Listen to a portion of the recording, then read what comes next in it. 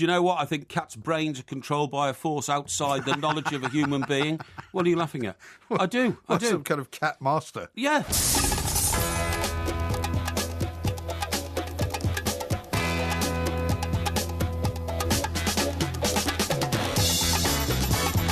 Good morning, I'm Mike Graham, he's Mike Parry. You're listening to the Two Mikes on the TalkSport warm-up. It's the return of the Premier League, thank goodness, and the early game is Manchester City taking on Liverpool. Pep versus Klopp, but all is not well. City didn't get Alexis Sanchez during the transfer window. City are also being accused of ruining football, and Guardiola is still failing to impress the fans. Where has it all gone wrong for Manchester City? 08717 223344. Coming up later in the show, we'll be speaking to former City and Newcastle player Steve Howie. We'll find out what he thinks about it. Also, we're going to try and find out what's going on at West Ham, where there seems to be a bit of a war of words going on with the owners and the manager. And we'll have a 1 minute moan as well. You're listening to the Two Mikes with me, Mike Graham, and Mike Parry on TalkSport.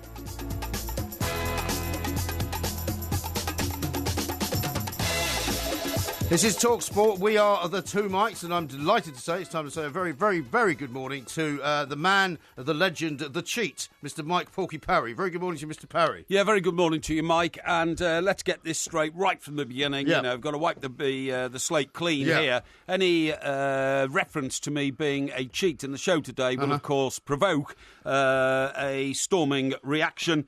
This is, of course, because I got 8 out of 10 in the quiz yesterday in the Two Mike show for my knowledge on the NFL. Yeah. Ever since then, you've been stoking the fires and accusing me of being a cheat. No, absolutely You've had people tweeting me overnight all the time saying, inquiry and all that. Let's face it, Mike, when I get one over you, you simply can't take it. No, you have a superior attitude towards your own intelligentsia, which is your brain is writing checks your body can't sign, pal, okay? Is that right? You're going to steal any more lines from that hopeless movie Top Gun, your favourite film, of which you don't even understand the ending. What? Now, listen to me. I don't care whether you get 8 out of 10 in the quiz. I don't care if you get none out of 10. It makes no odds to me. It is not a competition as far as I'm concerned. The only thing that I can tell you is that Twitter has been practically exploding with the number of tweets that have been sent out provoking by it. people. I haven't been provoking it at all, by people who know how you answer questions, who know how you have a propensity to cheat whenever you get the opportunity to do so, and who are convinced that there's no way that a man who consistently says he hates the NFL, has no interest in the NFL, has never seen an NFL game, could possibly have the answers to any of those questions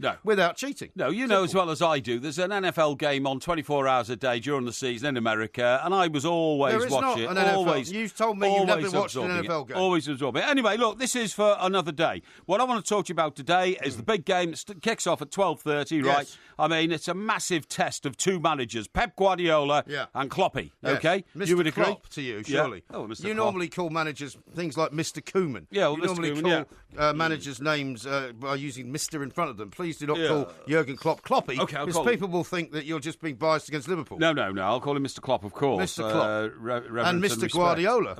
Well, no, we call him Pep, because everybody else does.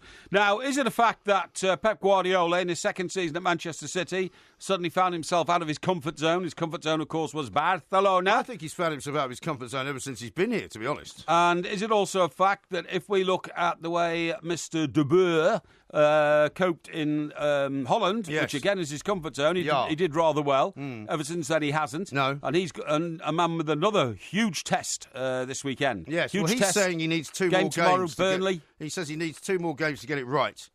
He's got one this weekend against Burnley. He's got another one against Southampton coming up. But we'll talk about him a little bit later on. Let's stick with Mr. Pep Guardiola and what is going wrong for Manchester City, because it seems to me... Well, are things going wrong? Well, I think they are, I mean, the fans will tell me, I believe that Manchester City fans never really wanted Pep Guardiola to be the manager, because Manchester City fans have got a rather curious attitude to their club, right? Yes. They like their club being a kind of, slightly run-down version of Manchester United. Yeah, Manchester City are fourth in the Premier League, by the way. Yes, I understand that. Yes. They like that. They don't like the Champions League, right? They don't like the Champions League. They turn their backs when the Champions League music is played. Well, yeah, but that's nothing to do with the competition itself or the team appearing in it. No, it is. It's to do with the people who run the Champions League. No, but it's the also bureaucrats to do with, of UEFA. Yeah, but it's also to do with the fact that they are kind of inverted snob attitude to football, right? Because they don't like the idea that Manchester City are part of the elite. They don't want to be part of the elite. They know that Real Madrid, that Barcelona, that Bayern Munich, that Manchester United are clubs like that which are part of the elite. They don't want to be part of that. They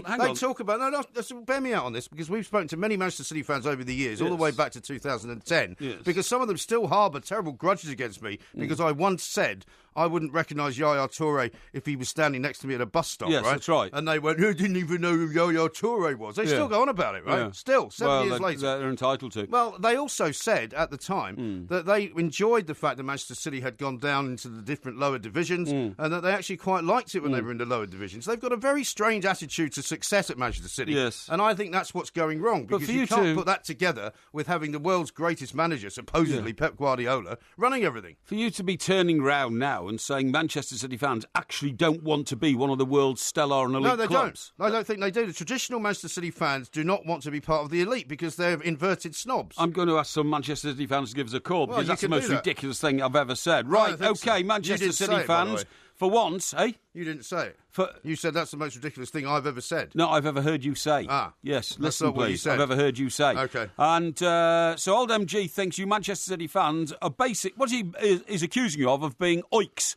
And he thinks you want your team to remain average, maybe not even in the Premier League, because you love the sense of being the little brother of Manchester United, battling hard to overcome the giant. What a ridiculous assertion. So give us a call, please, you Manchester City fans. It's on 08717 223344. I was at Manchester City very recently. Yeah, they couldn't even beat Everton. That's why you know things are going wrong for them. I can tell you they are a proud and vibrant bunch of supporters. Believe me, there's nothing average about them. That's not what you told me. I never told you anything about them. You told me something that I will not repeat for fear that you would become haunted and hounded by Manchester City fans. You can tell... what you said about them was disgraceful. You can tell the Manchester City fans anything I've ever said about them, because I've never said a bad word about them. You said you didn't meet any because you were too busy hobnobbing in the hospitality suite. That's what you said. No, I didn't. That's ridiculous. That's what you said. It's ridiculous. That's a ridiculous assertion. That's what you said. I actually walked right the way down from my elite suite, as it was. The right? elite suite? That's a good name, though. Yes, that's right. Where is my elite suite? Yes, through all the rows of fans, onto the pitch itself. Did they not hurl abuse at you? With Mr. McAnally. Had a bit of banter on the way down and the way back. Oh, yeah. And met a great bunch of City fans. Did you? Met some after the game as well. I'd like to hear from any City fan that met Mike Parry at the Etihad when he played Everton, because I guarantee you nobody did. Yeah, but come on, you City fans, come and defend yourself, will you? Because, in a way, I can kind of empathise with you here. Everton played for some years in the shadow of Liverpool, then, of course, became the great club that you are once again, and now it's an even Stevens battle on Merseyside. I don't think so. Are you joking? Which is just about the way. Are you having a laugh? Liverpool are in the Champions League. Everton finished 7th. They're not in the Champions League. Which is just about the situation in Manchester. So give us a call, please. Incorrect. It's 08717 223344. Not too quickly, please. Put the man with the low face in his place, if you see what I mean. Are you just going to talk in rhyme all morning? Because he's trying to put you down. I'm not. I'm just telling the truth. I'm sitting here defending you. Now, Carol says this. UEFA are not investigating Manchester City and have said so. The club would threaten legal action after La Liga's chief defamatory comments. Exactly. Please be careful. Well, listen, all I've said is they were accused by the chief of La Liga of financial doping. They were accused of ruining football. I'm not saying that's true. I'm saying that they've been accused of that. And the problem is they've now bought, the owners of Manchester City have bought a team in Spain, and they're getting pelters for it. But my point is that I don't think an awful lot of Manchester City fans really wanted Pep Guardiola. I don't think they're enjoying him being there, and I think they'd rather have somebody else.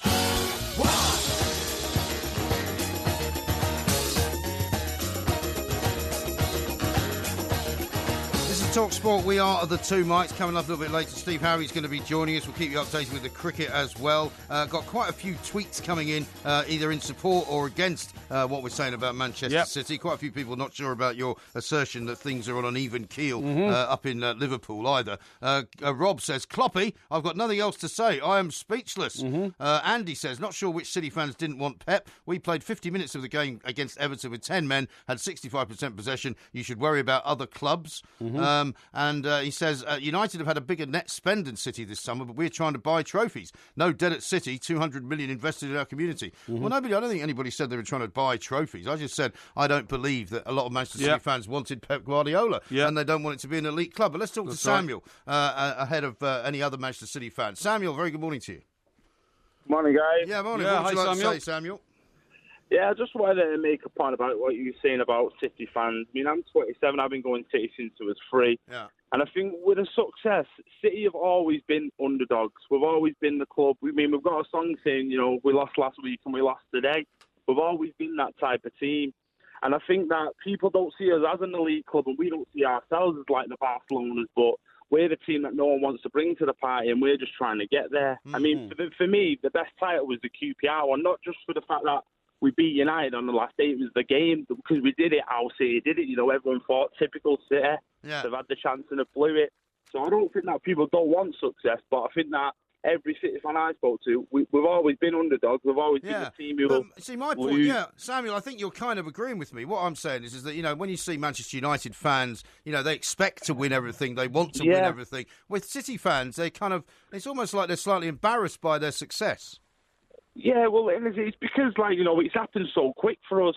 And, you know, we still see us as the team who was in Division 2, you know, when we had Kevin Keegan bringing us up. Right. And that's what I think City fans look at. We're always the underdogs. I have to say, I think you're a disgrace, because the only way a club is going to achieve greatness is if the fans believe in the plan, if they believe in the mission, if they believe in themselves and their club. And to say, we've always been the underdogs, you know, it all happened so quickly. All happened so quickly as underdogs. Don't make fun of him. I'm sorry, I'm not making fun. What I'm saying is, Samuel, you know, I would never, ever accept that there is any difference between my club, Everton, and Liverpool Football Club, because you look at it over a whole history of the two clubs and the cyclical nature of football. And why can't you say to yourself, the upturn will come and Manchester City will rule for 10 years and we'll be champions of Europe? I mean, you've got to show a bit of enthusiasm for the future. I don't think they want that, Not lie back and say, oh, well, we're never going to get up there, we're always the underdogs. I think you're a disgrace to your club. Well, I disagree. I'm not saying that we don't want. Well, I'm sure you do disagree, but let him speak, please. Still the fact. Let Samuel speak.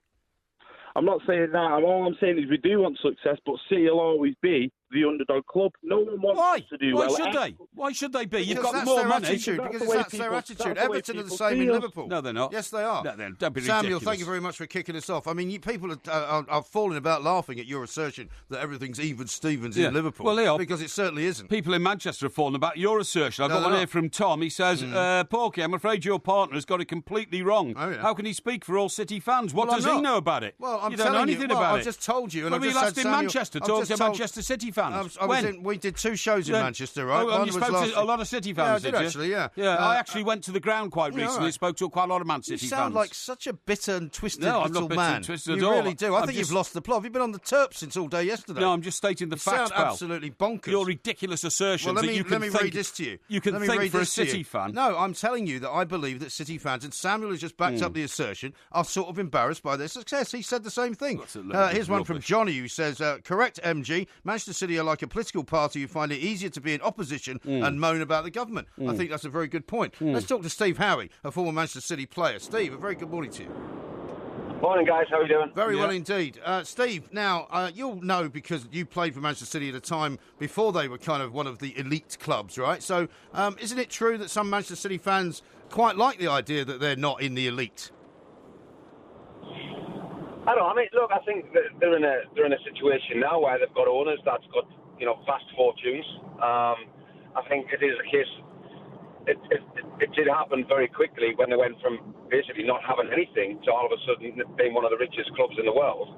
And I think sometimes it might be a case of, dear me, look how much we've just paid for him and look how much we've paid for him. And I suppose they might be a little bit embarrassed. But the fact is they've got the money, and why shouldn't they therefore then, go out, pay top dollar for players because they want their club to be successful. No, indeed. But I suppose the question is whether Pep Guardiola is going to be able to kind of get used enough to the Premier League to win it. So I've got a tweet here from David who says, perhaps Manchester City fans wish they still had Manuel Pellegrini there because at least he knows how to win the Premier League. Well, it was proven that he did, but look, I think Pep Guardiola, and I'm sure the owners, because the amount of money they've shelled out, which is a vast amount, 200 million, I think they'll be expecting nothing else really, apart from winning the Premier League and definitely being, not even there or thereabouts in the Champions League. They want to be, looking to at least be in the final. That's how much, I would have thought the owners would be kind of stressing to the owner. Look, we'll give you what you wanted, pretty much. We'll give you, a vast amount of money to spend. Now, you've got your players. You're supposed to be, a fantastic manager. Go and show that. I mean, Steve, do you think there's something wrong between the relationship between Pep Guardiola and Manchester City? Just had a fan on who ridiculously said, we like being the underdog and we've always been the underdog and all that. I mean, shouldn't Manchester City fans be getting a bit more ambitious, considering they've got the man considered to be the best coach in the world and the richest backers of a football club in the world? And are they anything to do with the fact that the club isn't powering forward in a way they should? Well, I think they've got to be striving to not be underdogs. I mean, for too many years they were underdogs, but now, as I said, they've got a huge financial backing. Yeah. And for me, I would love it if it was a case of, the team that I support, instead of them being underdogs year after year after year, it would be nice to have a team where you think, well, do you know what, we're favourites. Yeah. And it's nice to actually have that pressure to be favourites. Yeah, of course it is. I mean, their most famous title was when they beat Manchester United on the last day. I mean, there's nothing better than that, in a city where you have two such outstanding football clubs, all the wealth that's contained there, just to get one up on the last day of the season. And Rangers and Celtic fans will know that sort of feeling over the decades. Not now, of course, but over the decades. That in itself should have, proved a stepping stone, a launching pad to a really, really great decade of success at City. Are they failing to cash in on that? Absolutely. I mean, look, Man City, I know from being there, obviously Man City, which is a fantastic club, great supporters. But you can imagine day after day after day, you mix them with Man United fans, and they'd be rubbing it in, sort of saying, look, the team's rubbish and you rubbish players and all this kind of thing. And for me, as a Man City fan, you should be turning around now and thinking, well, look, we're not rubbish, and it's great to actually turn you over. Absolutely right. Absolutely right. And I just think the attitude, and the Manchester United fans will be laughing at this now. They're sitting back on the top of the Premier League table. Well, I'm thinking Manchester City really could have cashed in on our fallow years. Manchester United had 4 fallow years, and Manchester City should have taken over and been the top dogs for 25 years, really, Steve.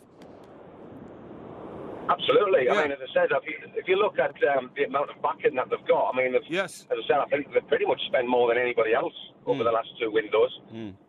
So the fans looking at that must be thinking, well, look how much money was spent. Look, spending all this money doesn't guarantee you success, but I tell you what, it helps. Well, it does, yeah. I mean, and the thing is that there's always been a perception, I think, Steve, that Manchester City have been a bit like the Harlem Globetrotters as a team. They don't play quite as well together as a team. I mean, Pep Guardiola said a weird thing in his press conference yesterday when he was talking about Sergio Aguero and not starting him in every game, saying basically that he's got to keep a squad of 21 and 22 players happy. He's got to treat them all the same. Now, Tony Cascarino was here doing the breakfast show. He said that's rubbish. Managers don't treat footballers all the same. They can't, can they?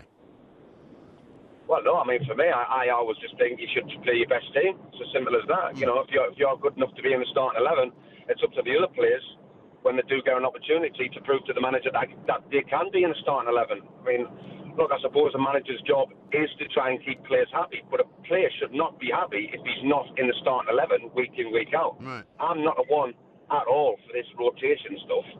I think if you're fit and you're the best player at the club in your position, you should be playing every week. No, exactly right. Before we let you go, Steve, just ask you a quick question about Newcastle. How do you think Rafa's getting on? How do you think they're going to do this season? He's not doing very well at the moment. He's just had a hernia operation. Well, he has, yeah, and whether he makes the game today, I don't think he does. Because he's still suffering, I think, a little bit from that. But look, it's going to be a tough whole season. As you can imagine, the fans up here are not very happy with the whole Mike Ashley thing. And Rafa has obviously clearly came out and sort of made his feelings very clear. The fact that they haven't been able to buy anybody really in and more or less get the players that he wanted, he earmarked over the last 2 windows. It's not really a happy camp. I think it is going to be a difficult season for them. It was a big boost for them, the last game against West Ham. But today is going to be a different game altogether. They've got Swansea. They've made a couple of decent signings. In particular, the lad, I think Sanchez is it, from Bayern Munich. And they'll be a difficult proposition. John Shelby, I would have thought, would come back in after he's sent it off to play against his old team. Yeah. But it's going to be a tough, long season for them.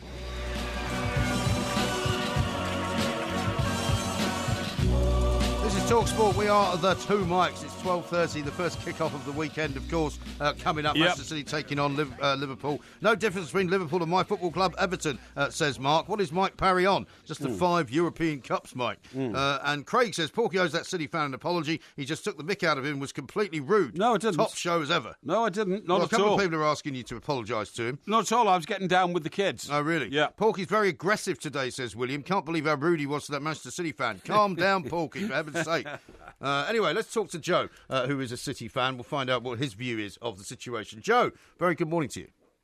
Hi, good morning. Thanks for having me on the show. Yeah. Not at all. What would you like to say, Joe? Just want to talk about the assertion that City fans don't want the club to be an elite club.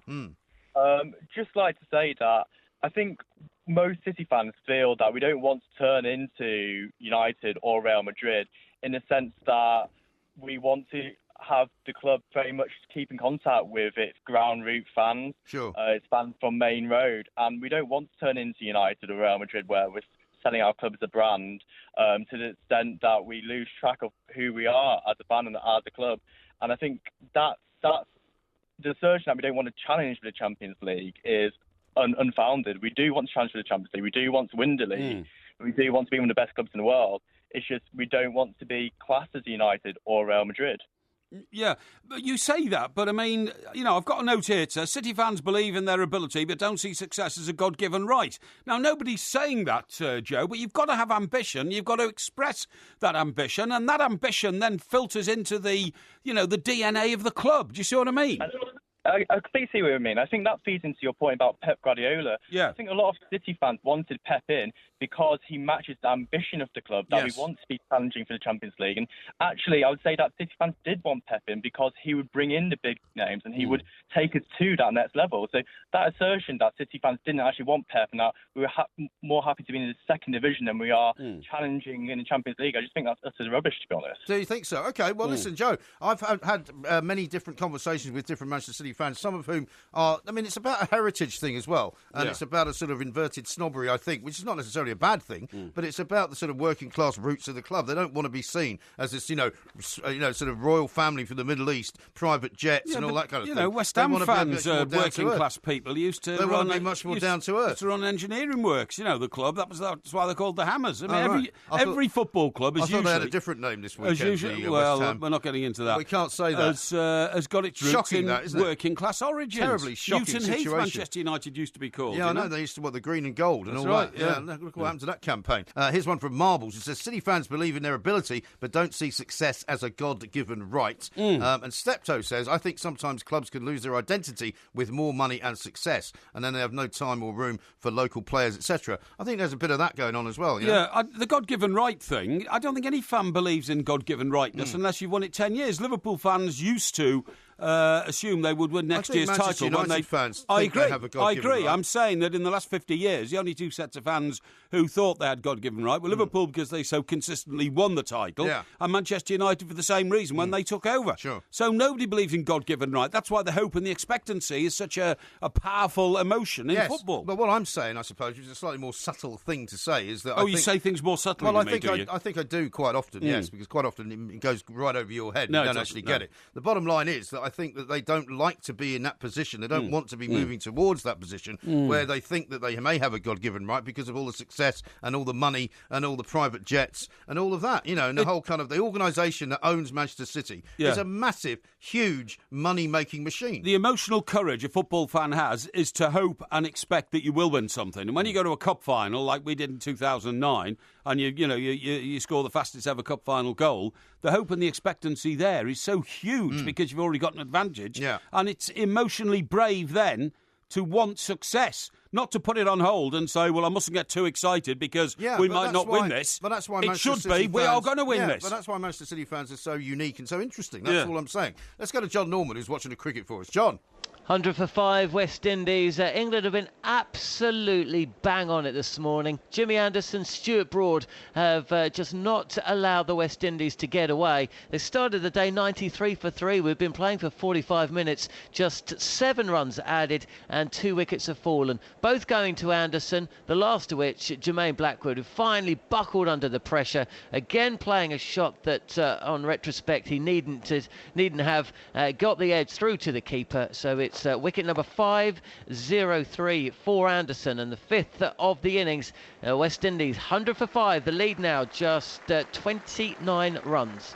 John, thanks very much indeed. Got a message here from James, who's tweeted in. He says, just in Labour, listening to you guys, I've got a newborn up the Spurs. Well, I presume it means he's in the Labour ward. Exactly. Physically I in think Labour. so as well. Otherwise, that's quite a good story. Yeah, got one here from Colin. He says he's taking his wife out to Borough Market today. Bit of Bladdo in Moddo. Any recommendations? Well, all we can say is after the terrible tragedy that hit Borough Market, not far from TalkSport Towers, just have a great day. Absolutely, and pop into the Market Porter or the Wheat Shoe. I think exactly. You'll enjoy. Let's talk to Ian, who's a Man City fan. Yep. Ian, very good morning to you. Morning, guys. Yeah, hello, Ian. What would you like to say, Ian? Well, where do we start? But you seem to at have the changed, beginning. whichever one it was who was saying that City fans are a bit pessimistic, seems to be sort of changing your position on City fans all of a sudden.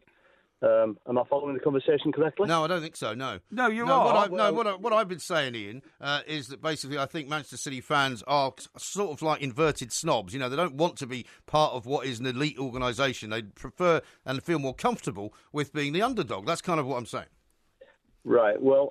Yeah, but you seem to have just shifted your position on it slightly. Well, the one who talks about pessimism was the other Mike. That was him. So. Yeah, but I don't believe you want to be underdogs. I believe in that you. Well, that's it. But but for a change, you bang on the Mike who believes that we don't want to be underdogs. Yeah. No, we don't. But why?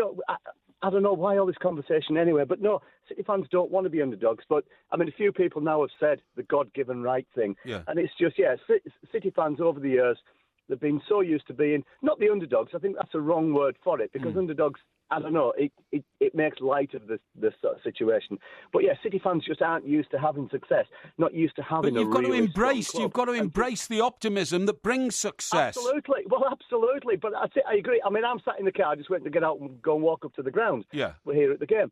And no, I don't expect City to win every game, but of course I want us to. I want City to win every single game that we play. Yeah. When I go to the ground, I want the lads to do the best and to win every single game. Yeah. To say that we don't enjoy it and we don't aspire to be it is... Well, I can't use the word I want to use, but it begins with E and it has Alex in the middle. My colleague here thinks that you City fans are too nervous and too afraid and too shell-shocked over the years. No, incorrect. Do not speak for me. Do not speak for me. To want to embrace the ambition to be permanent victors in case it doesn't work out.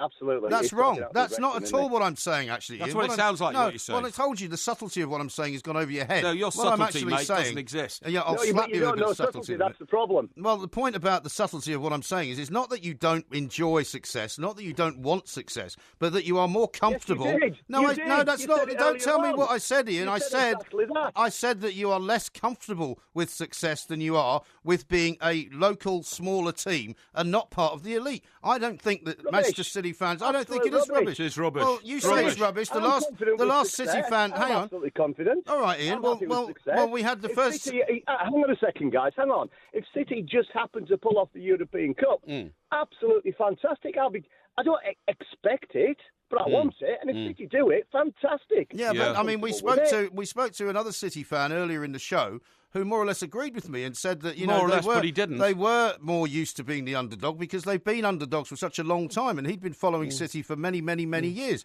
My point is just that it's an unusual situation at City where I don't think that you want to be the boastful braggart type of football fan like Manchester United fans sometimes can be, like Chelsea fans can sometimes be. MG doesn't rate you as fans. And I think you're less comfortable with being in that kind of situation. That's all I'm saying. Yeah, but it's a daft thing to say. And listen, Ian, MG doesn't really rate his fans. That's what he's saying. He's saying that you fans at City That's not what I'm saying either. Don't know how to handle success. Have you had a brain transplant on the way to work this morning? Don't know how to handle success. Get his backside up to Manchester then. Yeah, well, he's never been up there. I've never been up there. We did 2 live shows up there, actually. To a football match. No, what do you mean We're to a football match? talking to football fans here, to a football match. I've been to a football match. Ian, thank you very much indeed for your conversation. And I'm very glad that you called in, because this is what the show is all about. Now, before we do anything else, I've got to say hello to Rob, because he said, any chance of a shout-out on your show for my boys' first Welsh Pool under-11s game of the season. Wow. And there's a picture of them right there. Wow. Okay. Now, guess what the update is from Dad? He says the update is they won 12-0. 12-0. So they're obviously in the elite of the under-11s section up there. Fantastic score. What names have we got here? Well, it's Rob Mack. He didn't give us their names. Okay, Rob. Well, listen, congratulations. This is going to be sensational. It's going to be quite a good season by the sounds of things.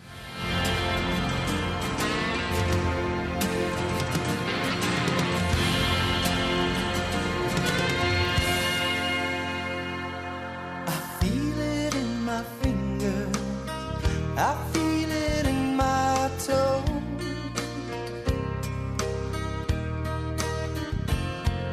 Love is all around me, and so the feeling grows.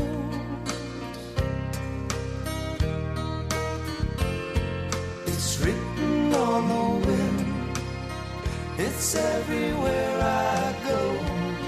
Oh, yes it is. So if you really love me, come on and let it show. I'm sure there's that much love all around this morning in this studio. No, I don't think there is. You're feeling very cantankerous mood. Oh, no, which no. I keep saying to people. People keep noticing that you're very grumpy. No, I'm not cantankerous or grumpy, but I feel that as a man of the people, I have an absolute obligation to defend the right of the football fan, the true football fan, the football fan that's been following their clubs all their lives, probably put 40 or 50 years into devotion to their club, not to be misrepresented by yourself, who call them unambitious and wanting to remain little people. I just don't think that's fair. Well, I mean, the trouble is that because you've spent a lifetime twisting people's words and making up stories, you know, you can't do it on the radio, because I'm sitting here to tell you that I didn't say either of those things. Yes. But what I can tell you is that Nicholas is asking us to say a happy birthday to his mother. Right. Her name is Jill. She's a big fan. And Nicholas says she's 84 today. Wow, happy birthday. How about that? Happy birthday, Jill. Yeah. If you don't mind us calling you Jill, 84 years of age, a fine old age. And believe me, there are decades of long life in you yet. Yes, and what about Ben, who says, any chance of a shout-out for my 36th birthday, which is tomorrow? Yes, Ben, 36 tomorrow. Brilliant age to be 36. It's half of 72.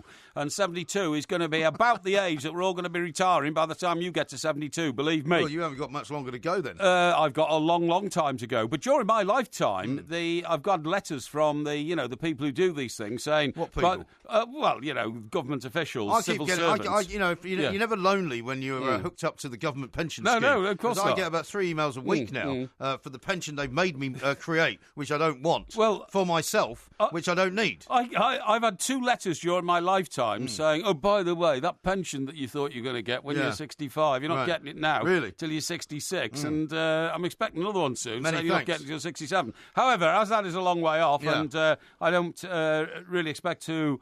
retire in any form while I'm still breathing. It doesn't really matter. No. Now, why were you playing that wet song? Well, first of all, I think it's a great record, and it was Marty Pellow, wasn't it? Lead singer and all that kind of stuff. And he had a few personal problems, didn't he, Marty Pellow? Well, did he? Yeah, I think he was a junkie for a while, wasn't he? No, I don't think so. No, I think he's a fine, upstanding guy from that Scottish band Wet, Wet, Wet, and done a bit of work on the theatre in London, and that kind of stuff. Certainly has. But that song was, in fact, the theme tune, wasn't it, from 4 Weddings and a Funeral? That's right. Is that right? Exactly correct. It was actually a remake of the songs. Originally, it was done by the Trogs. That's right, it was. In the 60s. Presley.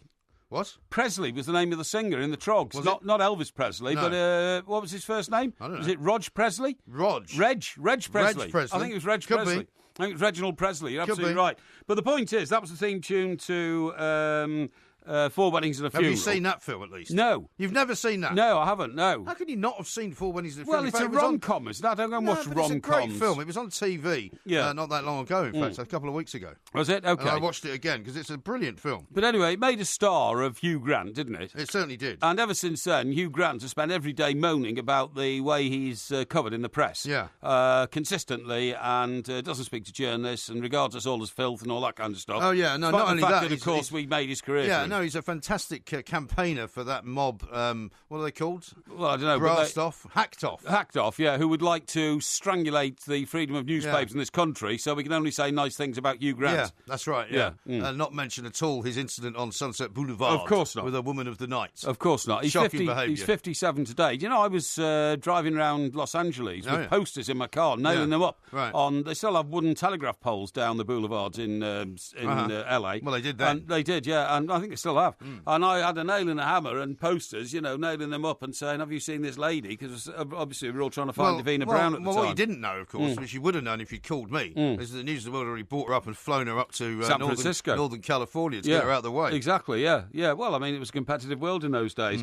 But the other person for whom was... Here's a story about Marty Pellow. Former Wet star Marty Pellow has spoken for the first time about his crippling addiction to heroin. Oh, right. I mean, do you have to bring out the worst in people all the time? No, I'm just mentioning it to you. Don't you think that Marty Pellow actually, brought quite a lot to the country with one of those great songs and that we should, perhaps, not highlight, the downside of his life? The trouble with you is you like to, shall we say, make up stories about people if you don't like them. What do you mean? Then suppress other stories about people. Suppress other stories about people if you do. Well, Marty Pellow, last time I saw him, was working on a project with Mr. Bill Kenwright. I see. So now we know why you're being all nice about him. Who is, of course, the world's leading theatre impresario. Well, he just happens to be chairman of Everton Football Club. One of these days on this show, I'll tell you what Bill Kenwright said to me when we met him in the boardroom at Crystal Palace. Well, it wasn't very flattering. Why would that interest me? Because it's about you. I've known Mr. Kenwright many years, and don't worry, there's nothing that Mr. Kenwright has said about which I don't know already. All right. And by the way, it was along the lines of something like, how do you put up with him? Well, really, well, that was a rhetorical question, don't worry, an affectionate one as well. Yeah. The other person who was made by both that film and that song was, of course... Are you thinking of Andy McDowell? No, Liz Hurley. Because, of course, when they went to she went to the premiere. Exactly. When it was the premiere, she turned up. Nobody had ever heard of her before. And she turned up in what you might have to call the safety pin dress. That's right. Versace, I believe. Versace safety pin dress, held together down the sides by safety pins. Yeah. She's a very voluptuous woman. Yeah. And in fact, they ignored Hugh Grant to a large extent with his fop of hair, falling over his eyebrows. Yeah. And just said, who is this incredible woman? Yeah. And I think Liz Hurley has, almost literally been famous for being famous ever since, hasn't she? That's exactly right. She hasn't actually starred in anything. She's been in movies, but they've never been very good. She's been in one movie, was Passenger 57. Yeah, that doesn't sound good, does it? No, and it was with that great actor who died recently, Walken. Was his name Walken? Christopher Walken. No, the guy He's who not dead. No, all right, it wasn't Christopher Walken then. It was the sheriff in Robin Hood. Hey? Oh, you mean Alan Rickman? Alan Rickman, thank you, yeah. See, I'm the only one that can actually in any way make sense of anything that you say. Yeah. Because I know what you're going to say before you even said it. Yes, and Alan Rickman sitting in the seat, and he is the felon who's been transported by plane, and she brings up this tray with a silver salver, with a cover on it, and she says... excuse me, sir, how do you like your meat? And he said, bloody, and she pulls the silver salver lid back, and there's a gun there, not meat, and he pulls it out and starts shooting everybody. Really? Yeah. And so you've seen this film, but you haven't seen Four Weddings and a Funeral? No. How does that work? Well, it was called Passenger 57. It was a great sort of murder-type film. I don't watch rom-coms. I don't like rom-coms. I like people blowing each other away. You haven't seen The Deer Hunter? I have seen The Deer Hunter, you? a bit, yeah. A bit? Well, I remember them being in those terrible You haven't seen pits Apocalypse Now? with water in. Look, I remember the Deer Hunter scene where he played Russian roulette with his guards. But you haven't seen... Yeah, that's because you like torture. But you haven't seen a lot of really great films, but you've seen Passenger 57. I have, yes. Unbelievable. Yeah.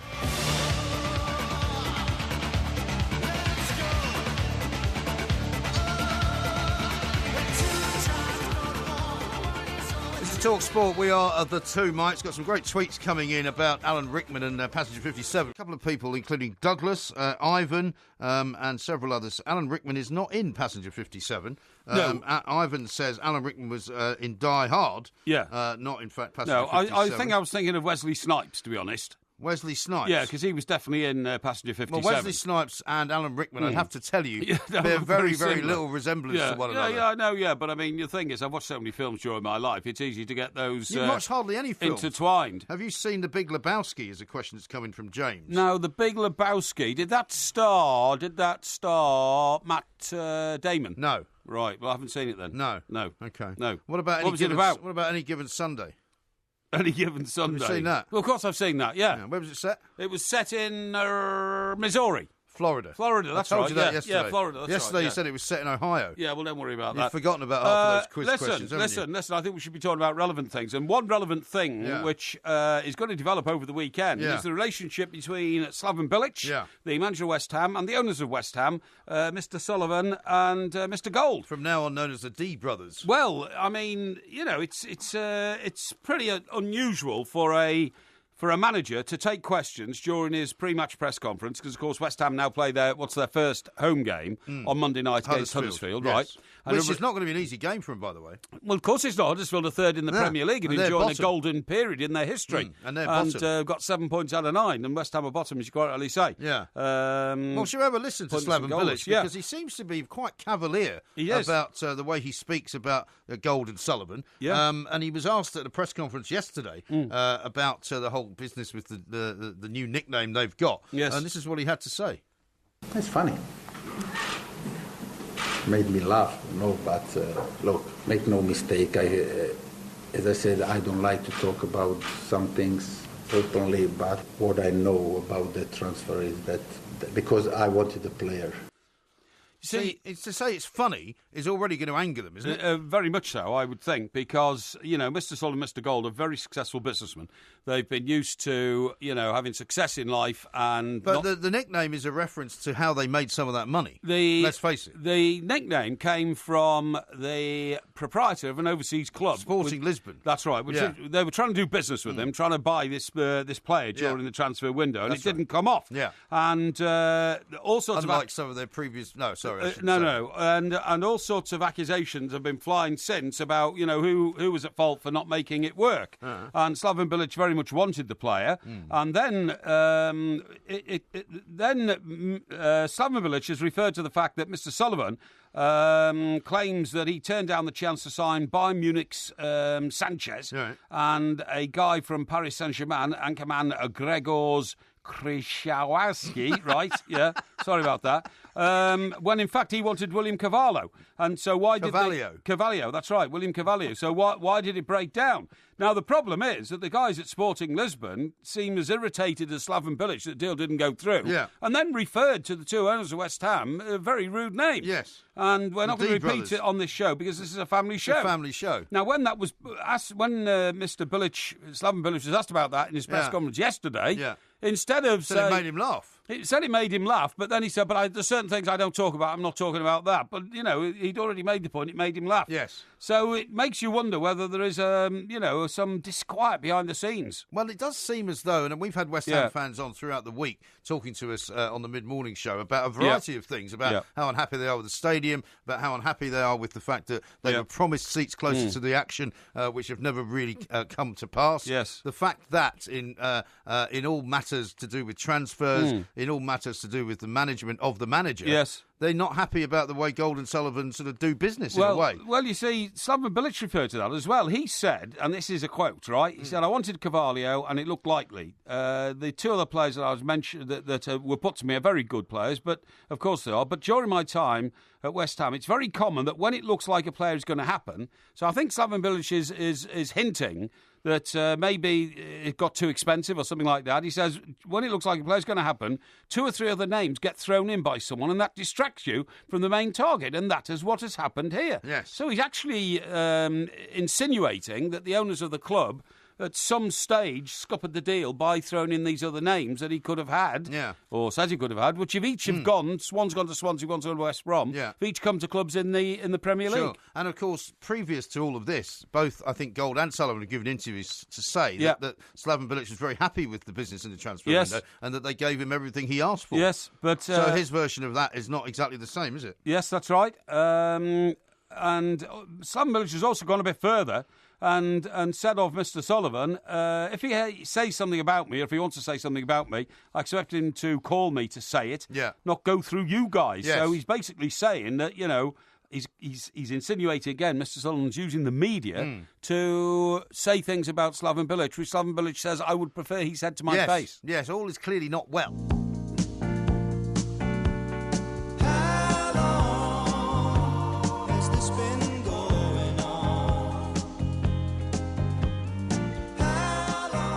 That is, of course, the music for the 1 Minute Moan. And there's been plenty to moan about this week for all sorts of reasons. Yeah. But I don't know whether you're ready to have a 1 Minute Moan. Yes, or I'm ready. You would like. I think the score at the moment is 3-1 to me. No, I don't think it is. It's 2-2. Is it 2-2? 2-2, yeah. Oh, that's right, because last week Tom Hughes, in a disgraceful display of kind of... You're talking about the producer. Lily-livedness. Talking about our most senior producer at TalkSport. Lily-livedness said that he gave it to you in order not to be given any more abuse by you. Well, no, I don't think so. That's what he said. I think he gave it to me on evaluation. He wanted you to stop moaning, basically. I don't think so it's 2-2 then. All right, so here, this is a very big one then. So it is, yeah. If this was a tennis match, this would be the deciding set. Certainly would. Yeah, so you want to go first? I'll go first. All right, 3, 2, 1, o'clock. Right, OK, I finally know I've lost my country, OK? Why is that? I read a business report this morning, and guess what? For the very first time in the history of this country, mayonnaise sales have outstripped tomato ketchup. That's it. That's it for me, I'm telling you. Well, you're going to emigrate now. I don't know if I'm going to emigrate or not, but industry figures show mayo sales rose by 6.9% to 152.2 million, whilst tomato ketchup sales plunged by 2.7% to take them down to just 145.5 million. And do you know why? People like mayonnaise on the bread now instead of butter. And when you have butter and you have chips, you usually have tomato ketchup with it, but we're not having that anymore. This, to me, is a disastrous day. People of Britain, rise up, please. Go out and buy yourself some Heinz tomato ketchup, because I think ketchup should always prevail over mayonnaise. Mayonnaise just ain't British. Still going? It's still going, and I'm still telling you, go out and buy your tomato ketchup. Mayonnaise just ain't British. I'm still telling you, please go out and buy your tomato ketchup, because tomato ketchup is British, mayonnaise just ain't British. Should I even bother doing one? Of course That's you should. so bad. It wasn't. It was brilliant. That's horrendous. Very concise. I mean, this is almost as bad as the one where you overran to such an extent that you were disqualified. I didn't have to do one. Not at all. Okay, then. Okay. Right, okay. So See, it's now every week you forget that you have to do one for me. Well, You're so narcissistic. No, I consider game over once I've given my brilliant delivery. Right, okay. Let's clock MG now. My 1 Minute Moan today is about football, and it's about FIFA, the organisation, the world governing body of football, right? Because you know what happened this week? Saudi Arabia secured qualification to next year's FIFA World Cup. Do you know who else has regained qualification to the FIFA World Cup? Sorry, somebody else. Iran has qualified, Japan has qualified, and the Korean Republic has qualified. Right, okay. Now, this is the same organisation that is now investigating Dele Alli, a footballer from this country who was cleared by the FA originally for supposedly giving the finger to the referee in the match against Slovakia the other night, right? It was very clearly pointed out by everybody who saw it, was doing it to his teammate, Carl Walker, all right, former teammate from Spurs, had now left and gone to play for Manchester City. Yes. You know, his offensive behaviour, quotes, is what FIFA are calling it. They're saying it doesn't matter that, in fact, he wasn't doing it to the referee. The fact that he did it at all is still necessary for us to investigate. They now say that he could actually be banned for the first 2 games of the World Cup, should England qualify, which of course they will. It's absolutely ridiculous. Well, the winner will be announced after the break. After the break, because to be honest, yours was just a ramble on a subject which has been thoroughly researched. Mine was just original. Ramble. Mine was original. Yeah, but yours only lasted 30 seconds. And the last 30 seconds it was you repeating the same mantra. Because I wanted to get the message over. Really? That's why. Yeah. Have you bought any ketchup today? I've got a huge tub, jar, bottle of ketchup in my fridge at home.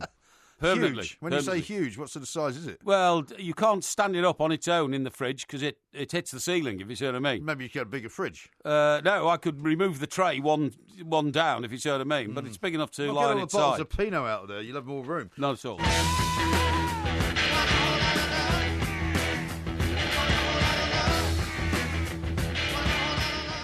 Now, how about this one from... It's My Aeroplane is his Twitter handle. Oh, yes. He says, poor old Christopher Walken starred in The Dead Zone. Oh, yeah? Hashtag another one bites the dust, because you killed him off earlier. Yeah, well, I didn't really, did I? I corrected myself fairly quickly. I think we've got the result, haven't we, already, of the 1 Minute Moan? Have we? I think we have. I haven't heard. I have. I have, yeah. Oh, you've heard, have you? Yes. Oh, they notify the victors first. Have you completed a weekend of cheating then? No, I have won. You can't tell me that you've... I've won. That's totally ridiculous. There's no way could you win going on about ketchup. The judging panel believe that I had a very valid point this there. This is another Everton gerrymandering job, is it? I was used to, when... Producer Ross is an Everton fan, is he not? Well, I mean, look, he's a very balanced guy, I mean, Ross, our producer, is a bit like a High Court judge. They're incorruptible, so there's no way in the world that he would have lent in favour of either of us because he's an independently minded man. Is that right? Who I've promised will get a seat one day in my executive lounge at Everton Football Club because he's a fan, of course. What was it that we called it earlier? The Elite Suite. The Elite Suite. The Elite Suite. I like that. We should keep that. In fact, we should have one of those for our Two Mics show. Yeah, exactly. Don't forget, a week from now, we're going to be doing a show live from New York. We are. Which can be live streamed, right?